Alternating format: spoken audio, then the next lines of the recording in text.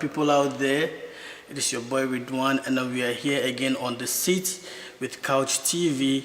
We are here today with a very renowned and special guest, and he is in the name of Mr. Salim Ringim, the current president of the Nigerian Students Society. Also, welcome. Thank you, Mr. Ridwan. Couch TV.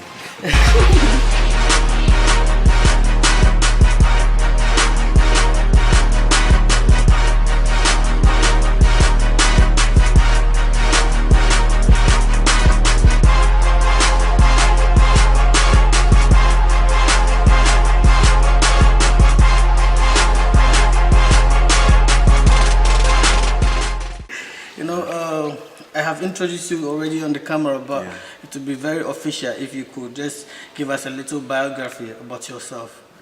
I was born 27 years ago in Gumel town of Jigawa State, Nigeria, and I attended Federal Government College, Kano Staff School, where I obtained my primary education, and I proceeded with my secondary school education, Federal Government College of Education, Kano. And then I proceed to Kano State College of Education, where I obtained my National Certificate in Education, that's NCE. And then I further my education here in Eastern Mediterranean University, Faculty of Business and Economics, Department of Economics.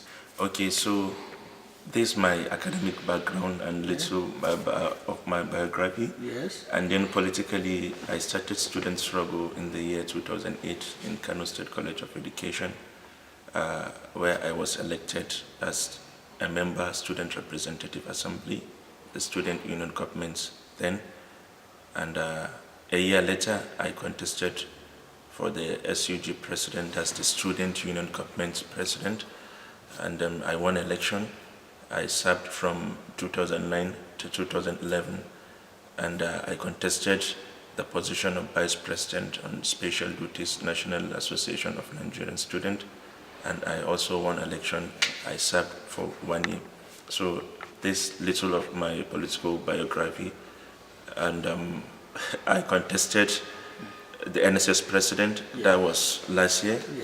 And I lost the election, and I contest again, and emerge as the new NSS president.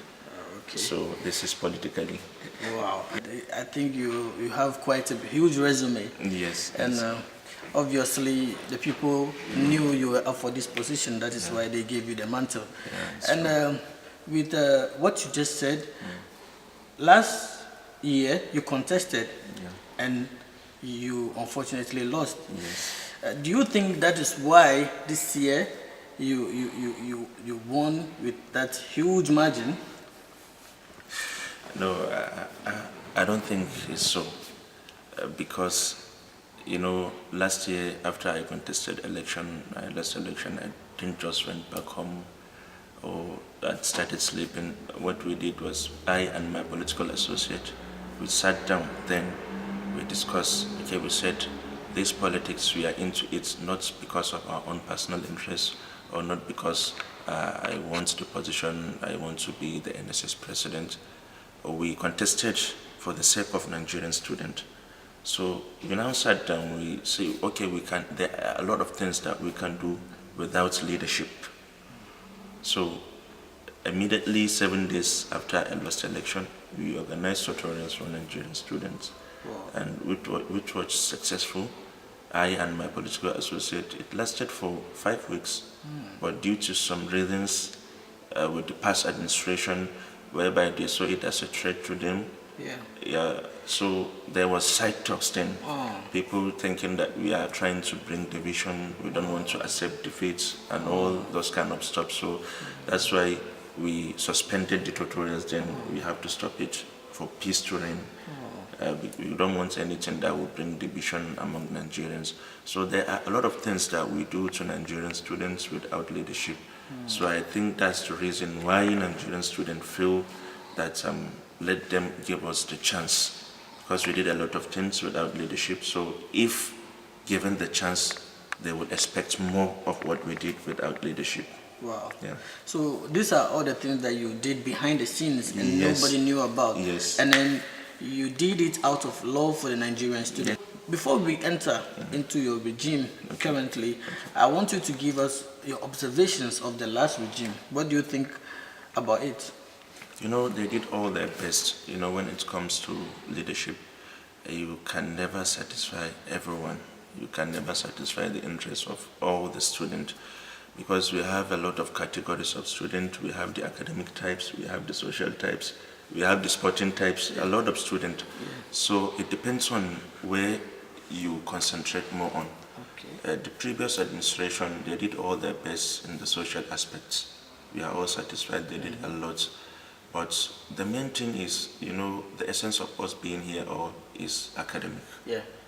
So I think their weakness is in the academic aspects. Yeah. So that's why even at the manifesto, I told Nigerian students, and I took the promise that we are going to continue with all the existing social activities, because they really did good job there when it comes to the social activities. So the observation we made was, you know, the academic activities and the sporting activities, that's their own weaknesses. And that's why we are going to focus more on this time around. But the social activities, they did all their possible best, and we will continue with all the activities they initiated. They initiated a lot of activities, social-wise, like Nigerian Got Talent and all these kind of activities. So we are going to continue with them. Yes. Oh, okay. Yeah. So you think their weaknesses just came from the educative aspect? Yes. They concentrated more on the social aspect. Yeah. Okay, now back to your regime. Let's concentrate on the current. Yeah. You made a lot of promises during your manifesto, and fortunately, you were able to convince the people and you won. Yeah. Okay, now that you are in office, what among the manifesto promise have you started pursuing? Yeah. Point of correction.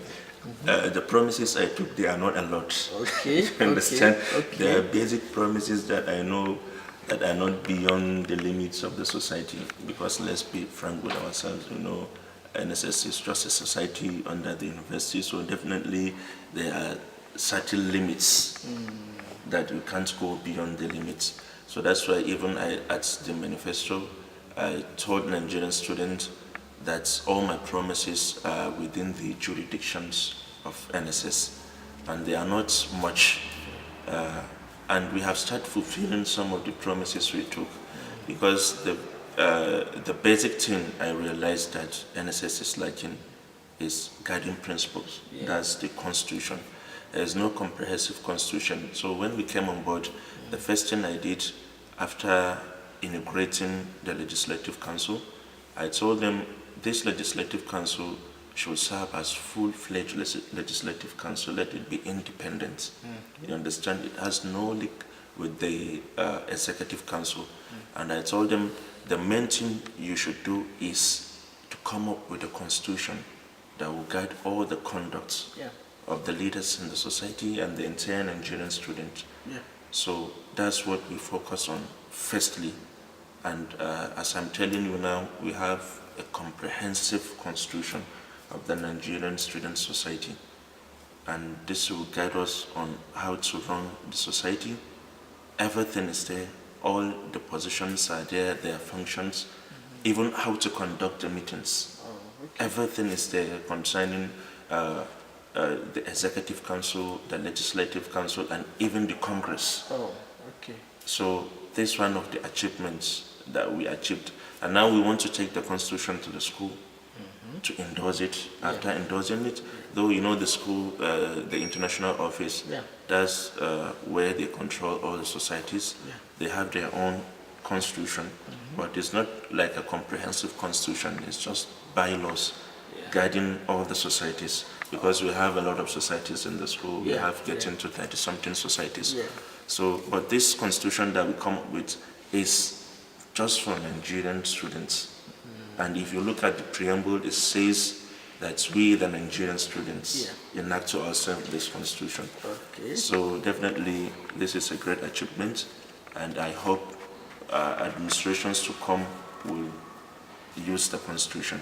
Okay. Yeah. No, you've given us a lot, and Yeah. I think you've highlighted the fact that right now you've been able to set certain rules and standards that you and your cabinet members will use to govern the association, so as to be able to achieve its maximum potentials. That's why we even delay calling the first Congress meeting, because we have to come up with the constitution. So the constitution will guide us on how to even call the Congress meeting, how to chair the Congress meeting. You get it? Because all the previous Congress meetings that we have been doing, I don't see it as a Congress meeting. It's just calling students to discuss, because the basic thing is when you call a Congress meeting, what you have to do first is the status of the society. Tell the student, first give them the financial reports. This is our financial report. Tell them what you have done before calling the Congress meeting and what we are going to do. You understand? Then hear their view. After you hear their views, then insert their views into the decision making. So that's why we suspended or we delayed calling the first Congress meeting. But now our constitution is in place. So hopefully this week we are going to have the joint meeting, both the legislative and the executive council, and then we'll fix a day to call the first Congress meeting. And I assured you the first item of the meeting is going to be the financial reports. That's why we created the position of the financial secretary. Its responsibility is to have all the financial documentation and all the financial reports. So it's going to give the financial reports to Nigerian students, let them know where the funds raised by the society is and where is the source. Let them even know the source, and let them know what we are going to do with the funds that we raised. So basically, this is what we have on ground now. That is wonderful, and I'm sure the Nigerian students will appreciate this new proactiveness of their society, since I don't think this have been in the system for a while. And since you mentioned fund, you know, that is where everybody is very interested about. Yeah. When it's funds, they say these people are consuming our money. Yes. So what you should make it clear to Nigerian students where or what are the sources of funds that goes to the Nigerian students. Some people believe it is from the school, some believe it's from the embassy, some believe it's from some of the youth in the school who found their way to gain some money, and they try to tip or give a little bit to the association. So what do you think is the sources of finance, if there is any? Basically, the source of finance in NSS is only one source. That's the NSS agency. To me, when I came on board, I went through all the records and everything. The only source of finance is the NSS agency. That's the only source. But one good thing is I believe I can run NSS without any fund, because school is providing all the basic things we want. If we have an event, if we go to the school, it's just for us to discuss with them, this is the basic things we need, and then do provide all the things we need. So I don't think running NSS need a huge amount of money. You know, you say that some people will not be happy with you because, you know, some of the students will want NSS to do more for them financially. Yeah. So what do you think about those people? Yeah, that's why I told Nigerian students, even during the manifesto, NSS has limits and jurisdictions. So I'm not going to tell Nigerians what is impossible, because if you believe that you are going to assist people financially, I'm telling you, you are just telling them maybe what is in your mind, but that's not the reality. The reality is the agency is the only source of the income. So what we did now, I received a lot of complaints from Nigerian students in terms of, some are not able to register, some are having accommodation issues and other problems. So I received a lot of complaints. But what I normally tell them is, you see, NSS cannot assist you financially because there is no any source of income, no any source of financing the NSS. The only thing that we can do to you, or the only source of the finance, is the NSS agency. So what I normally tell students is, okay, this agency is not meant for the leadership of the society. It's meant for the entire Nigerian student. And how to generate income from this agency is by bringing students through the agency. So the encouragement I normally give to them is, please, you should try and get someone coming from Nigeria. If you bring the students through the agency, they normally pay the agency 500 per student.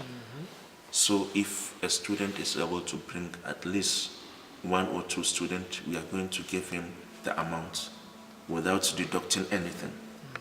If we genuinely if we are satisfied that the student is having this financial issue, so bring students or get someone that can bring students, we are going to give you the 500 so that it can assist you on your registration or the financial issues you are having.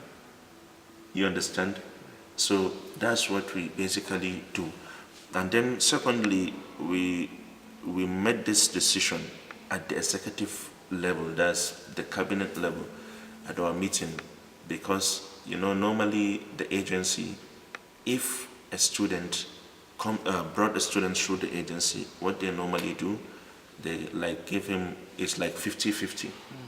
So we said, okay, since this agency is made for students, so what we should do is the society should, out of that 500, let the society just take like 75%, 25%, and then give the students 75%.